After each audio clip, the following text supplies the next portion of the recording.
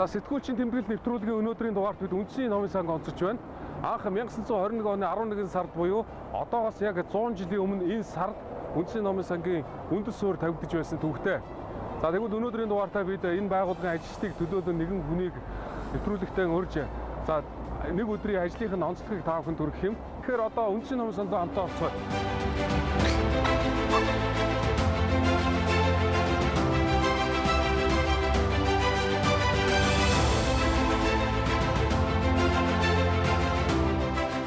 За сайн байна уу? Сайн байна уу? За бид сэтгүүлчийн тэмдэглэл нэвтрүүлгээ үндсийн номын сангаар бас таниар голж ингээ хийх гэж байгаа. Тэгээд баярлалаа бидний хүлээж авсан. За баярлалаа та нарт гэсэн юм сайхан санал тавьсан. Тэгээ үндсийн номын сан тавтай морил. За хоёулаа дээшээ гараад хөө. За үндсийн номын санд бол орж ирэхэд их гоё байдаг. Ягаад тэгэхээр энэ хуучны ийм сайхан ийм их тансаг барилга шүү дээ. Манай одоо Улаанбаатарт байдаг, Монголд байдаг бас цөөхөн ийм сонгодог барилгуудын нэг гэж ойлгодог тий. Та энэ барилгын талаар нэг товчхон хэлээш. Энэ барилга маань үнэхээр одоо монголчуудын зүрх сэтгэлд яг төв номын сан гэдэг югаараа ингээд хоногшсон. Энэ болохоор 1946 онд зураг төслийг хийгээд 51 онд ардын хувьсгатын 30 жилийн явгаар ашиглалтанд орсон. 51 онд гэдэг чи одоо юу вэ? Одоо өнөөдөр 70 жил яг 2021 он гэхээр чинь 70 жил. 70 жил болж байгаа. Мөн үндэсний номын сангийн 100 жилийн аймаг энэ жил тохиож байгаа. Энэ жил тохиож байгаа. Тэгээ энэ барилга маань үнэхээр бас тий нөгөө сонгодог загварын соёлын байгууллагт зориулагдсан барилга гэдгээр өвөрмөц одоо ингээд социализмын үеийн хотод үлдсэн одоо барилга архитектурын дурсгал гэдгээр. Соёлын өв гэж явдаг уу? Одоо яг соёлын өвд бол бид нар бол бүртгэл судалгаанд бол хамрагддаг. Тэрнээс бол нөгөө баталсан гэрчилсэн юу бол одоохондоо эрэггүй.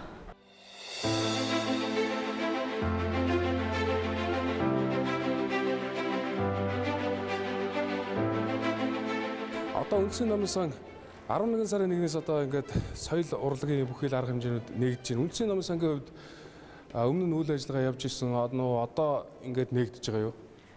За энэ сүүлийн 2 жилд бас цар тахал гээд хөл хорой гээд улсын онцгой комисс, нийслэлийн онцгой комиссээс гарсан шийдвэрүүдийг дагаж ирсэн. Гэхдээ бид нар бол 8 сарын 19-нээс эхлээд ер нь бол яг нэг хөл хорой цуцсан үед үйлчилжсэн л дээ. 19-нээс эхлээд хариуцлагын гэрээ хийгээд үйл ажиллагаагаа одоо хэвийн хэмжээнд явуулж байгаа. Яг 10 сарын 21-ний өдрөөс бид нэр 50-50%-аар шилжиж ажилласан. Одоо энэ бол яг гэхээр үндэсний номын сангийн ер нь бол номын сангийн үйлчлэгээний онцлог оюутнууд хичээл сургуультай хамрагдаж эхэлсэн. Дээр нь одоо номын сангийн үйлчлэгээ маань нэг хэсэг завсарч учраас хүмүүсийн оюуны одоо ингээд хэрэгцээ шаардлага бол их байсан.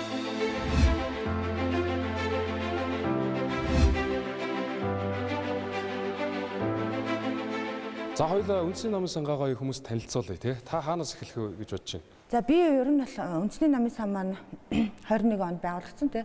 Одоогийн байдлаар 3.5 сая номтой. Энэ номынхаа одоо дээж авах басан үнэт ховор номын музейгээс эхлэе гэж бодож байна. Тэгээ яг бүхэл үйл ажиллагаагаа бас аль болохоор танилцуулъя.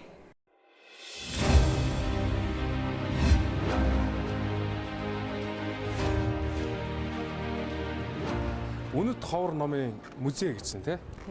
Энэ Монгол Улсын үндэсний номын сангийн одоо нийт 3.5 сая ном хэвлэл одоо ном судраас дээжлэн одоо үнэт ховор дэлхийн одоо өвд бүртгэгдсэн энэ бүтээлүүд хадгалагдчихэдэг.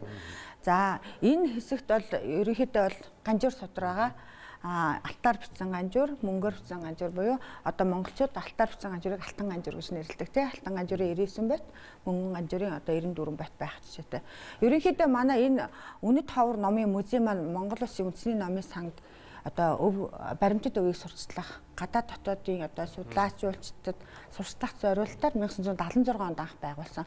Одоо энэ бол миний ойлгож байгаагаар одоо шинэ Монгол банкнд Эрдэнэсийн сан гэж байдаг шиг танаа Эрдэнэсийн сан ба шүү дээ. Тийм энэ бол манайх чинь Монгол Улсын үндэсний номын сан гэхээр ер нь бол үндэсний номын сан гэдэг маань аливаа улсын зөвхөн ганц төрийн хамгаалттай улсын байдаг.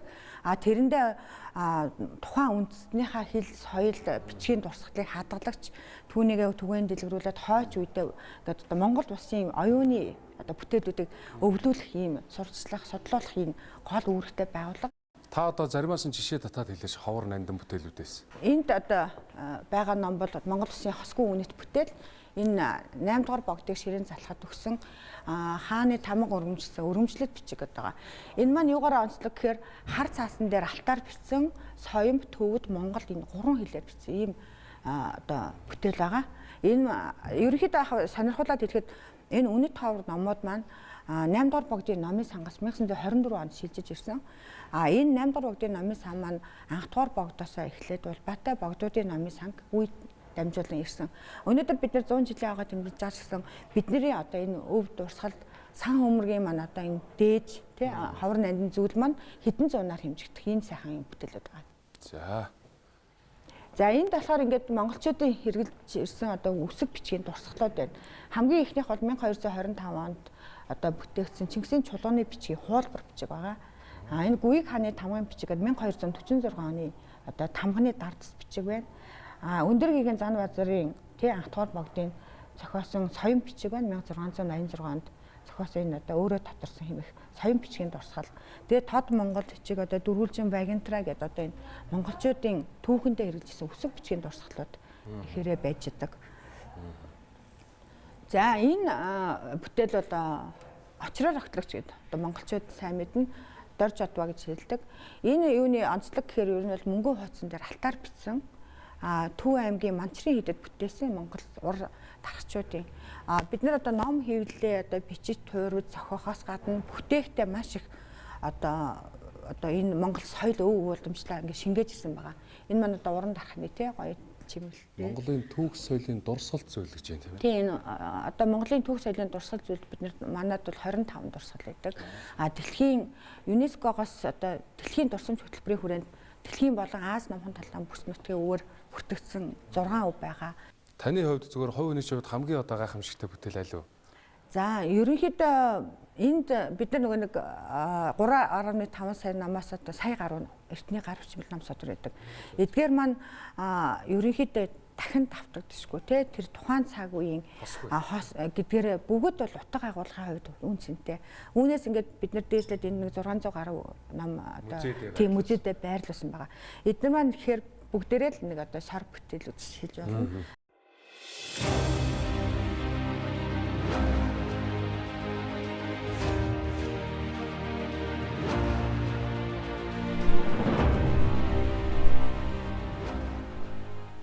За Монголын Улсын номын сан жилдээ 40 орчим мянган хүнд үйлчилдэг. За 120 мянга орчим ном дунджаар уншигддаг гэсэн судалгаа байна. Тэгэхээр өнгөрсөн 8 сараас бол номын сангийн дүүрэлт 30% байсан бол за 10 сарын 1-ээс эхлээд 50% дүүрэлттэй. За одоо иргэд уншигчд бол ингээд зайгаа бариад номын сандаа ирээд ном унших боломж бол байгаамаа.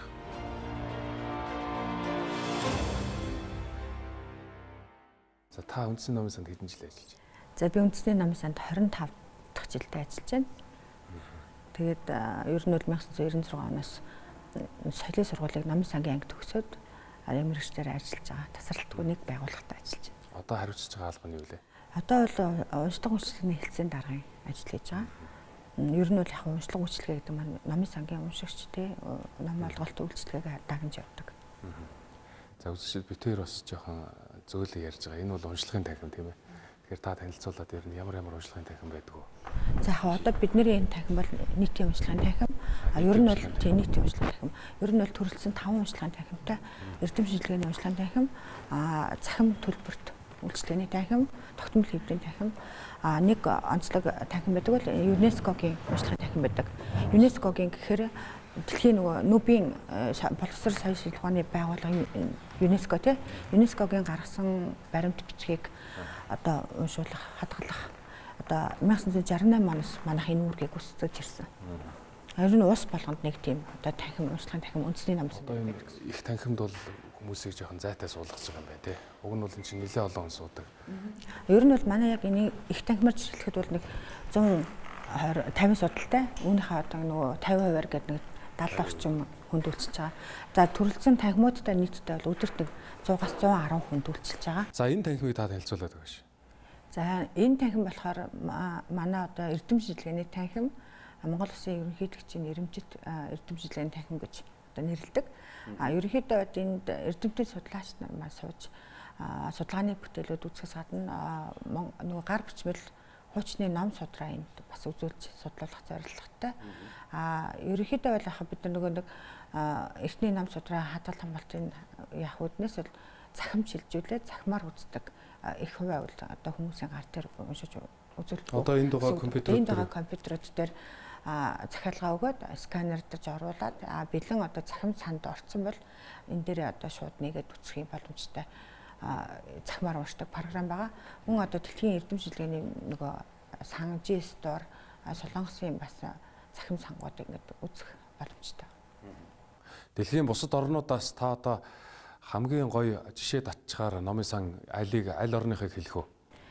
За бид нар бас нөгөө нэг хөгжлийнхаа нөгөө нэг шинэ төлөвлөгөө концепц бодсорсон гэж байна шүү дээ. Энэ дээр бол бусад улсуудын үндэсний намын сангийн одоо нөхцөл байдал одоо байрлал яаж хөгжиж байгаа алсын хараа юу эднийг бас судалсан. Ингээд бол Конгрессийн намын сан бол яг өв сан одоо хадгаламжаараа бол Америкийн нэгдсэн улсын Конгрессийн намын сан маань одоо Монголын бичиг үсгийн дурсгал Азийн одоо сан гэдэг тусгай юутай намын сантай дотроо тэр мэрийг ингээд харахад бол бид нартай бас ингээд айгүйх туршлага авах юутай намын сангууд байсан. За Германы намын сан гэхэд бас мөн одоо хуучныхаа анхныхаа барилгыг намын музей одоо эрдэм шинжилгээний зорилтоор ингээд ашиглаж байгаа. Шинэ намын сангаа бол одоо орчин үеийн үйлчлэгээний одоо эрэлт хэрэгцээ хангасан дэлхийн жижиг одоо тэр техник технологи захим ном эдрэгээ үзүүлдэг энэ байдлаар ингээ хөгжүүлсэн байгаа. За бидний бол наад зах ингээд бүгд хятад ард улсын намын сан байна. Би бас нэг 2018 онд 2013 онд очиж үзсэн одоо хятадын үндэсний намын сан. Инхээр бол хятадын үндэсний намын сан бол одоо анх одоо үндэс суурнаас манайх шиг ингээд хаадынхаа ордон үзийн одоо ордныхаа намын сангаас үүдэлтэй. Тэгээ 1988 онд 2 дахь барилгаа 2008 онд 3 дахь барилгаа гээд бариад энэ маань ингээд ерөөсөд үндэсний намын сан өргөжөөд ингээд олон байртай тэргээр ингээд хөгжсөн. Хятад хүмүүс бол одоо нөгөө бараг өдөрт унших 7 хоногт хэдэн ном унших хэрэгтэй гэдэг зорилго тавиад ялангуяа боловсролыг бол тэгж олгож байгаа. Одоо жишээ нь сонгодог хөгжмийг театрт очиод сонсох номын санд тэр номын орчинд нь ирээд унших өөр баг тийм ээ. Тийм учраас л номын сан гэж энэ өөрөө ингээд дэлхийн нийтийн том хөгжил байж шүү дээ.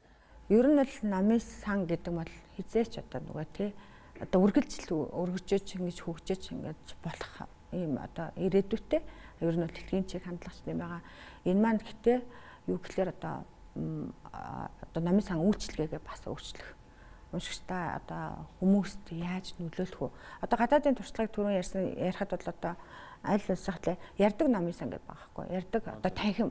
Тэгэхээр ярддаг танхимхээр бид нар юу гэж шалгахаар бол тэнд зүгээр хүн орж ирээд нөгөө хоорондоо нэг нэгнийхээ сэтгэлээ хуваалцдаг. Тэр намын сан бол ерөнхийдөө би одоо ер нь бол амьдралаа яаж өөрчлөх вэ гэдэгт тусалдаг. Намын сан бол ерөөсөө амьдралд яаж эргээр нөлөөлөх вэ? Соёлын боловсрол бүх нийтийн одоо соён гэрэлт гэдэг тал руугаа ер нь бол засгийн газрын хөтөлбөр одоо соёлын яамн дээр ч гэсэн энэ чиглэлийг барьж явж байгаа. Ер нь үндэсний намын сан одоо шинэ барилгатай болгож байгаа гэсэн мэдээлэл байгаа тий.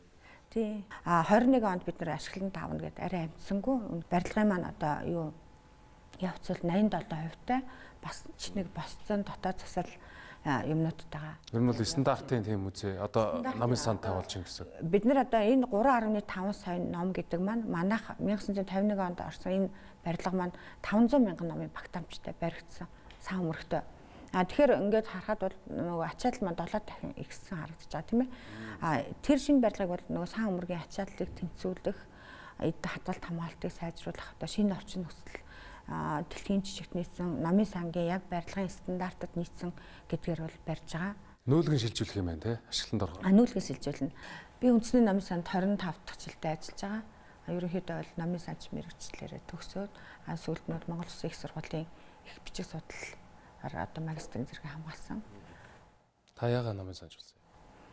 За намын санч басан гэхээр ерөнхийдөө бас нөгөө хүний мэрэгчлийн сонголт чинь бас янз бүр шүү дээ.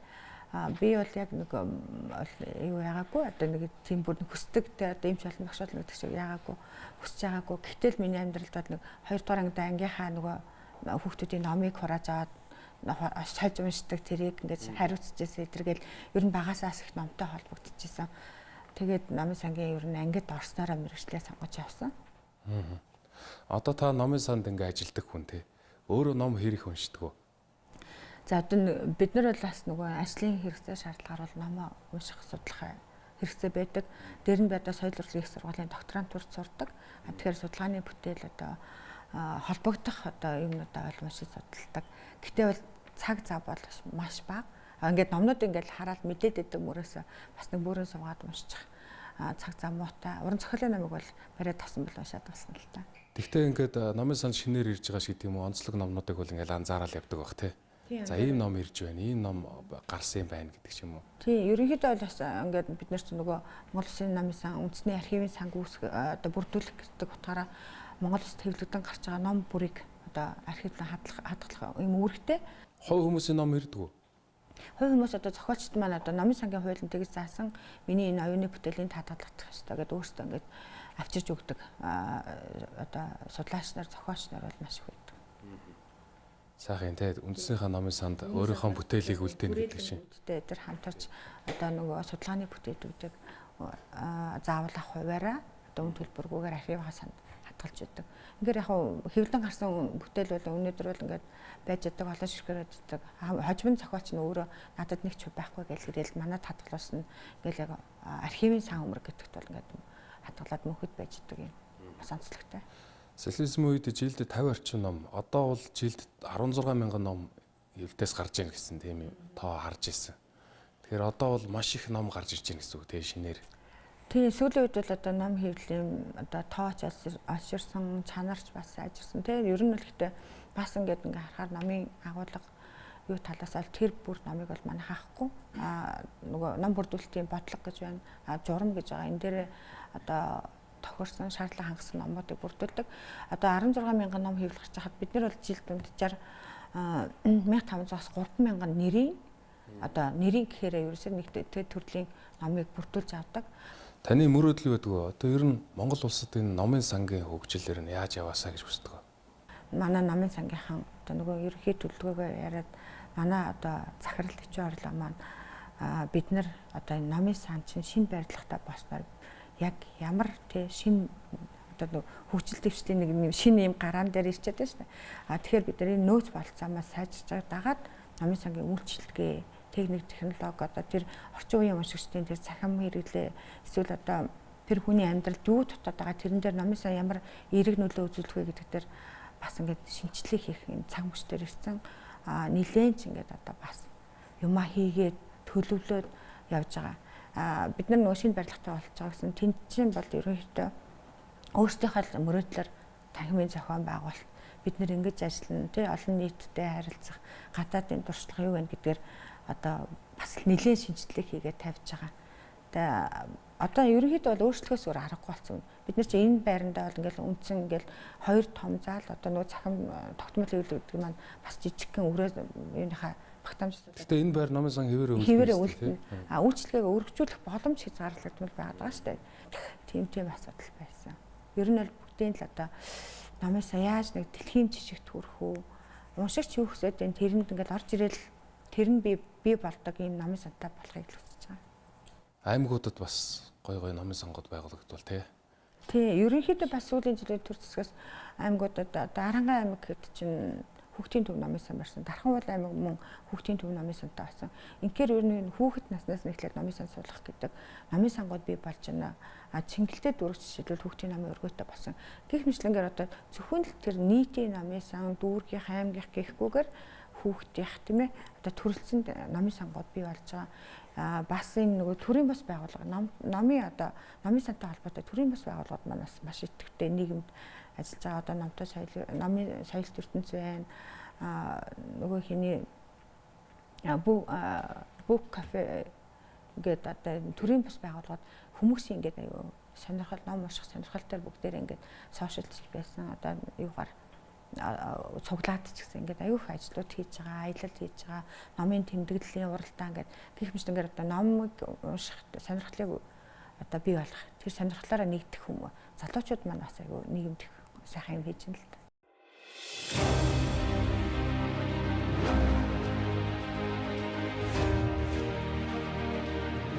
Монгол улсад орчин цагийн номын сан үүсэж үүснээ 100 жилийн ойн баярын мэндийг Монгол улсад үйл ажиллагаа явуулж байгаа 1500 гаруй номын сан ерөнхий боловсролын сургуулийн номын санчид үе үеийн уншигч үйлчлүүлэгч бүхэндээ одоо та бүхэндээ 100 жилийн баярын мэндийг хүргэе. Ном соёл улам одоо аривчин дэлгэрэх болтугай номын цагаан буян хүн бүрийн оюуныг гээгүүлэх болтугай гэж